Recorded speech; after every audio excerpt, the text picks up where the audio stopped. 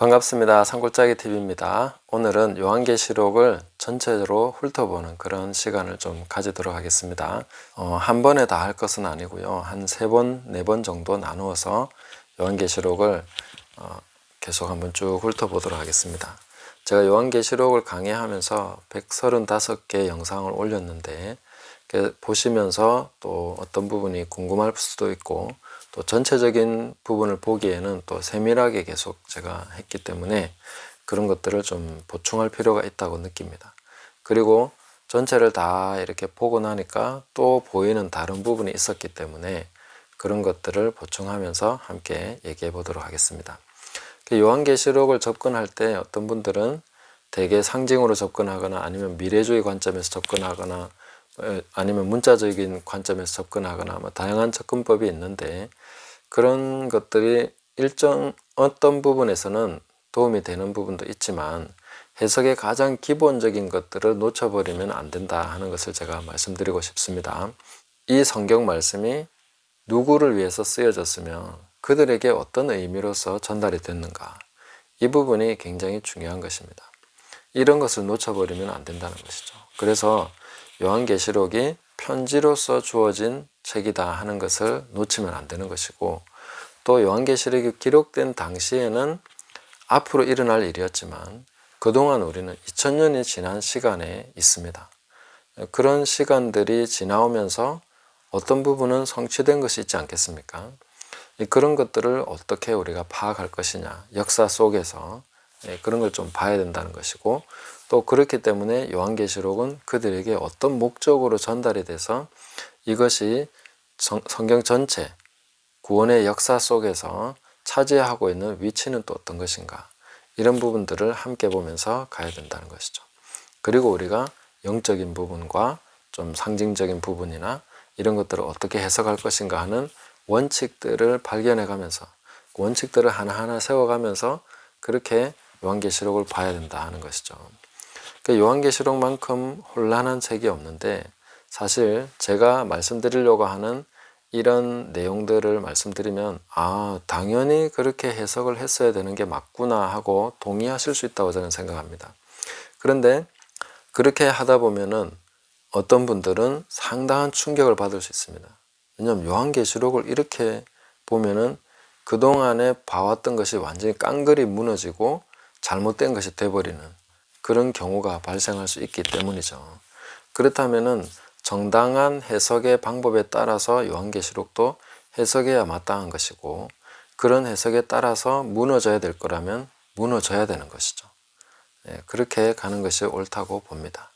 그래서 제가 지금부터 드릴 말씀이 좀 충격이 되는 분도 계시겠고, 당연히 이렇게 봤어야 되는 게 맞다라고 동의하는 분도 계실 것이고, 또 반대하는 분도 계시겠지만, 제가 어쨌든 제가 제 나름대로 깨달은 것과 이 해석의 원칙에 대해서 같이 보면서 요한계시록을 나누어 보도록 하겠습니다.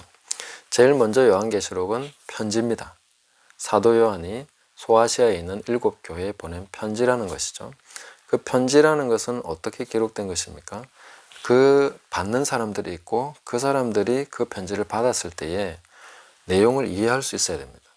그리고 그들에게 유효한 메시지, 도움이 되는 메시지, 하나님이 주시는 그런 메시지가 전달이 돼야 되는 것이죠. 그렇지 않으면 편지로서 아무런 효력이 없는 것입니다. 그렇기 때문에 요한계시록이 편지다 하는 것은 흔히 지금까지 말해왔듯이 묵시문학이다, 이런 식으로 보는 것은 틀린 개념이라는 것이죠. 왜냐하면 묵시문학은 거의 상상입니다. 공상과학 소설이나 마찬가지입니다. 그런 의미로서 요한계시록이 기록된 것이 아니고, 구체적으로 요한이 어쩌면 만나보지도 못했을 수 있는 그런 사람들에게 메시지를 전달하는 것이기 때문에 분명히 그들이 알아들을 수 있는 방식이었다라고 우리는 봐야 되는 것이고, 또 그들도 이것을 이해하고 하나님의 은혜 안에서 이것들을 깨달았을 것이다 라고 봐야 되는 것이죠. 그런 것을 우리가 놓치면 안 되는 것이고, 또 요한계시록 1장 1절에 보시면 예수 그리스도의 계시라, 이는 하나님이 그에게 주사 반드시 속히 일어날 일들을 그 종들에게 보이시려고 그의 천사를 그 종 요한에게 보내어 알게 하신 것이라, 이렇게 말씀하고 있습니다. 자, 하나님이 요한에게 주셔서 그 반드시 속히 될 일들을 그 종들에게 보여주시기 위해서라고 하셨습니다. 그러니까 요한이 받은 이 메시지는 이 메시지를 받을 수신자들에게 반드시 속히 일어날 일을 보여주기 위한 것이라는 거죠. 2000년이 지난 오늘날 우리에게 반드시 속히 일어날 일이 아니라는 것을 이해할 필요가 있습니다. 만약에 우리가 2000년 후에 우리가 반드시 속히 일어날 일이야 라고 이 말씀을 읽으면 완전히 오류에 빠질 수밖에 없다는 것이죠. 그들이 반드시 속히 일어날 일들이 뭐였는가 하는 것을 깨달아야 됩니다.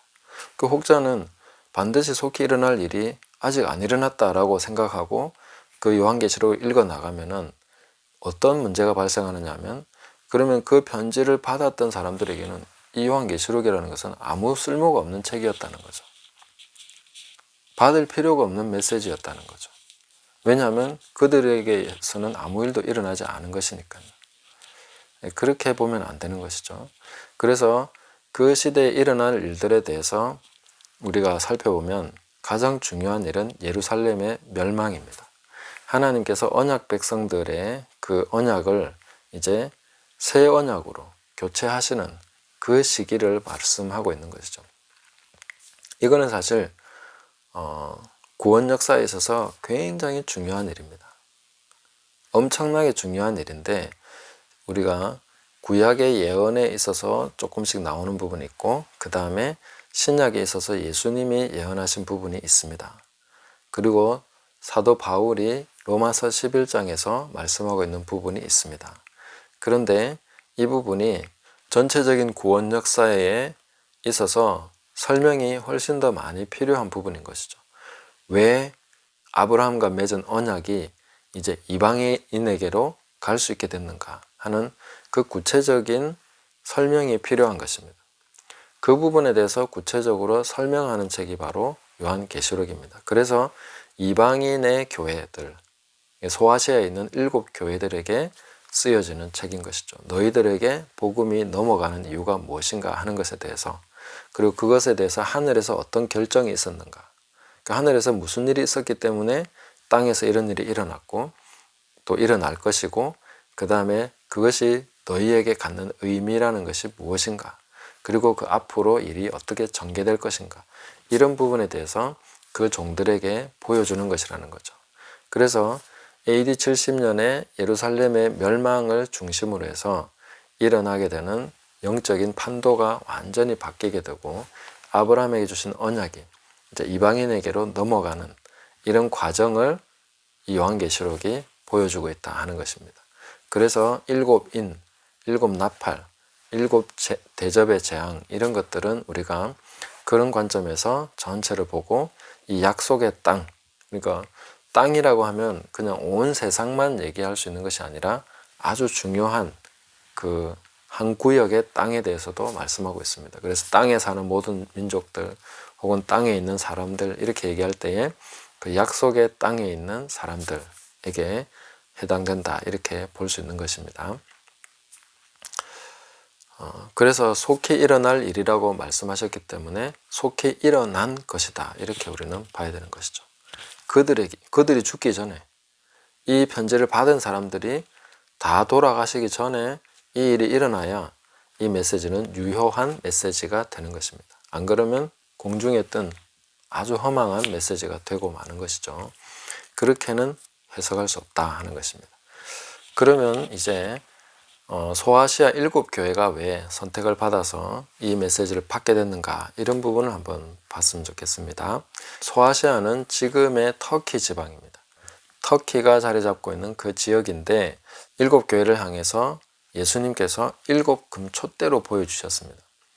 그 7금촛대라는 것은 우리가 잘 알 수 있죠. 그 성막에 있는 바로 메노라 7촛대를 말하고 있는 것입니다. 성령을 상징하는 그런 촛대를 말하는 것이죠.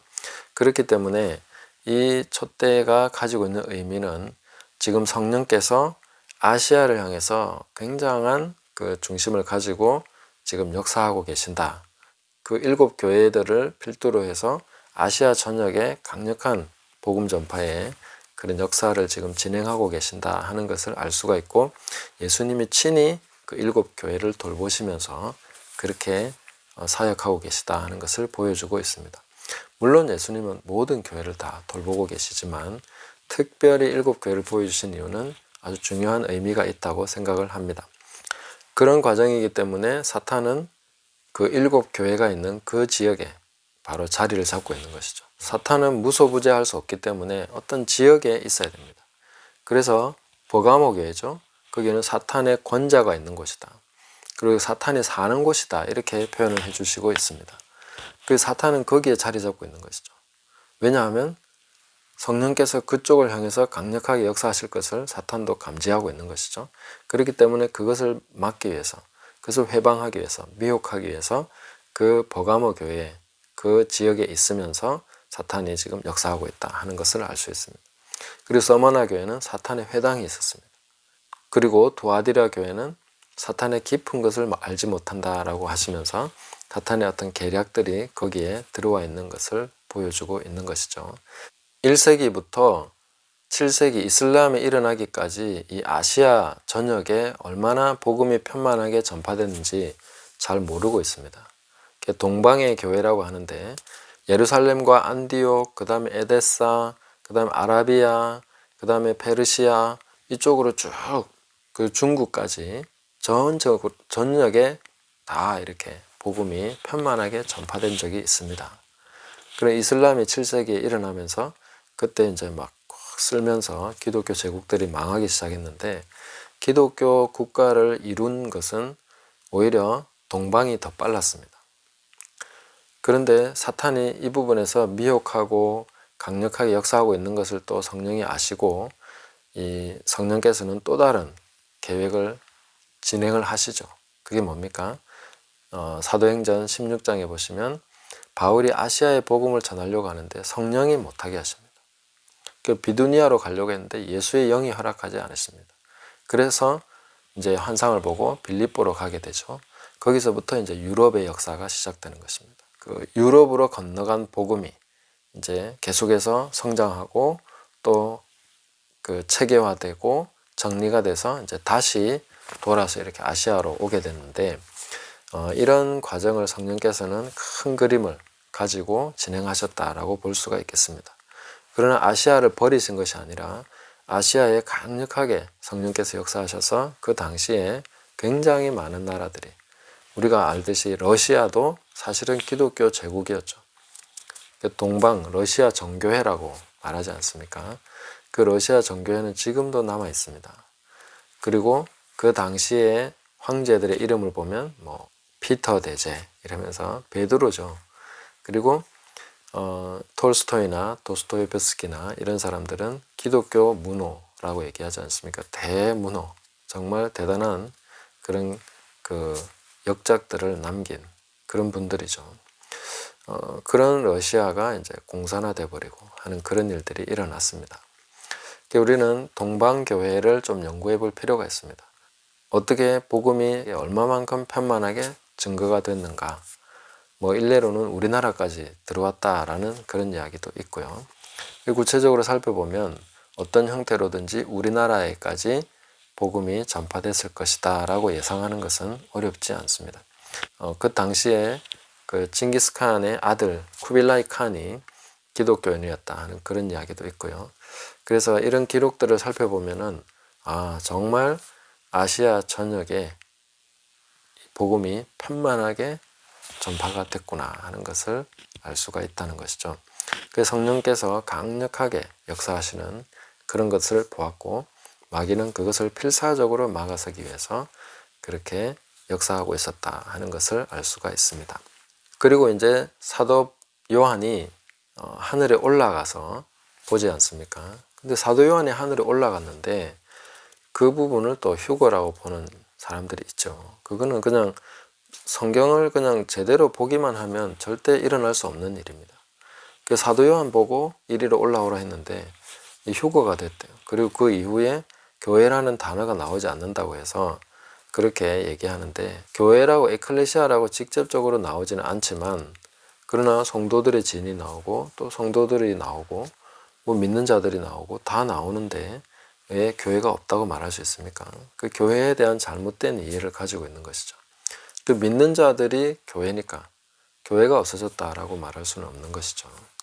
네, 그렇습니다. 그래서 사도 요한이 올라가서 이제 4장, 5장에서 보았던 그런 내용들은 하늘에 올라가서 본 내용 그대로입니다.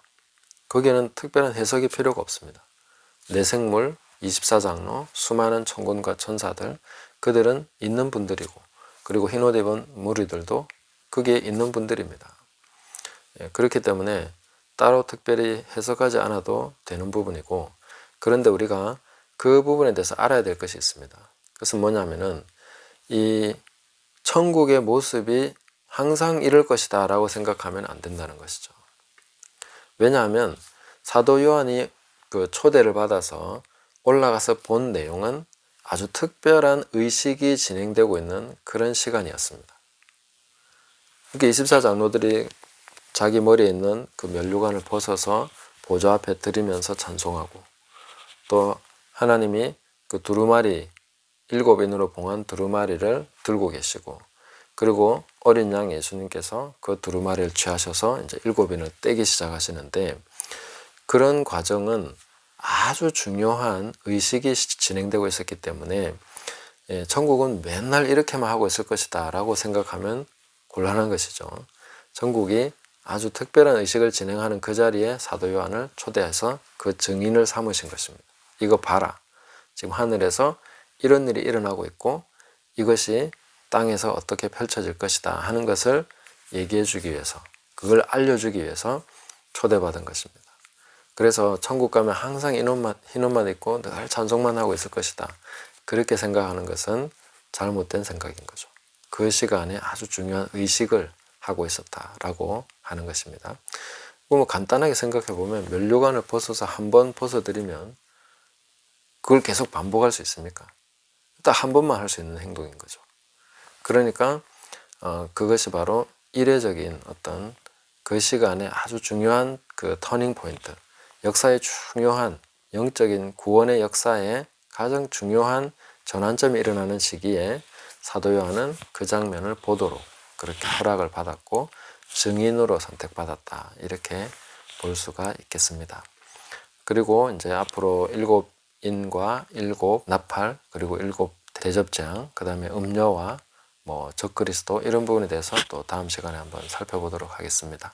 오늘은 여기까지 보시고, 그래서 이 요한계시록은 특별히 어렵다기보다는 너무 이렇게 다른 견해들이 많아서 좀 복잡해 보이는데, 단순하게 사도 요한이 올라가서 하늘에서 일어나는 일이 땅에서 어떻게 펼쳐지는가, 이런 것을 보았던 것이고, 그 시간에 아주 중요한 터닝 포인트에 사도 요한이 초대받았다 하는 것을, 그래서 계시록은 전반적으로 역사의, 하나님의 구원 역사에서 중요한 그런 터닝 포인트에 대해서 말씀해 주고 계신 것이다 하는 것을 우리가 성경을 쭉 훑어보면, 계시록을 쭉 훑어보면 깨달을 수 있는 그런 내용이다 하는 것을 말씀드렸습니다. 감사합니다.